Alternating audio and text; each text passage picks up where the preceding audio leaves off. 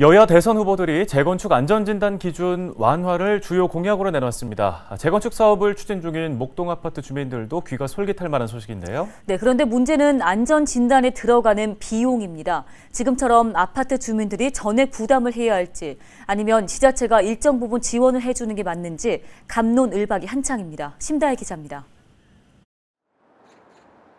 재건축 사업의 첫 단추인 안전진단. 건물 붕괴 위험과 설비 노후도 등 재건축 필요성을 객관적으로 증명하기 위한 절차입니다. 서울시 조례안에 따라 1차 안전진단 비용은 재건축을 추진하는 아파트 주민들이 전부 부담해야 합니다. 안전진단 비용은 가구 수에 비례하는데 500가구면 약 1억 5천만 원, 1000가구일 경우 그 2배인 3억 원 정도가 듭니다. 서울시의회는 해당 비용을 주민이 아닌 자치구가 부담하도록 하는 내용의 조례안 개정을 추진해왔습니다. 실제 수원과 광명 등 경기도 내 기초지자체의 경우 조례 개정을 통해 지자체가 아파트 안전진단 비용을 지원한 바 있습니다. 주택의 안정적인 공급이라는 측면에서 공공의 역할도 굉장히 중요한 시점이 되었다라고 보고 그런 측면에서 안전진단 비용을 공공에서 일부 지원하는 것도 굉장히 타당한 방향이라고 생각했기 때문에 하지만 관련 조례안은 형평성 논란을 이유로 서울시의회 상임위 문턱을 넘지 못했습니다. 재건축 사업으로 이익을 얻게 될 지역 주민들이 직접 비용을 부담해야 한다는 겁니다.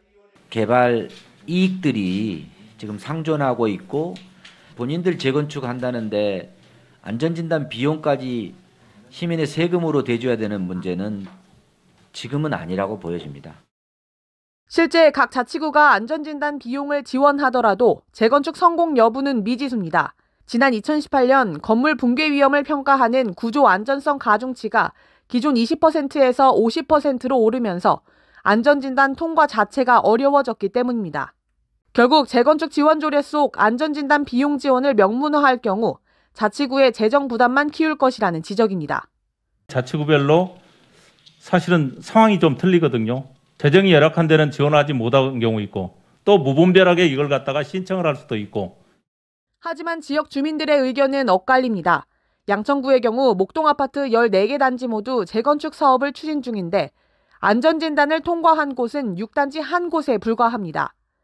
이미 자체 비용을 들여 정밀 안전진단에 나섰다 탈락한 9단지와 11단지의 경우 향후 재건축 불씨를 살리기 위해선 양천구나 서울시의 재정 지원이 꼭 필요하다는 입장입니다. 양천구의회도 최근 비슷한 내용의 재건축 사업 지원 조례 제정을 추진했지만 상임위에서 보류된 바 있습니다. 심사에 떨어지잖아요? 그럼 재심이 없어요. 돈은 또 내요. 그러니까 이 돈이 다 매몰되는 거예요. 공급을 좀 확대할 수 있는, 쉽게 할 수 있는 그런 것도 되고. 최근 여야 대선 주자들은 앞다퉈 재건축 활성화 공약을 내놓고 있습니다. 재건축 사업 안전진단 비용 지원 여부를 놓고 지방의회의 움직임도 한층 바빠질 것으로 보입니다. 헬로티비 뉴스 심다혜입니다.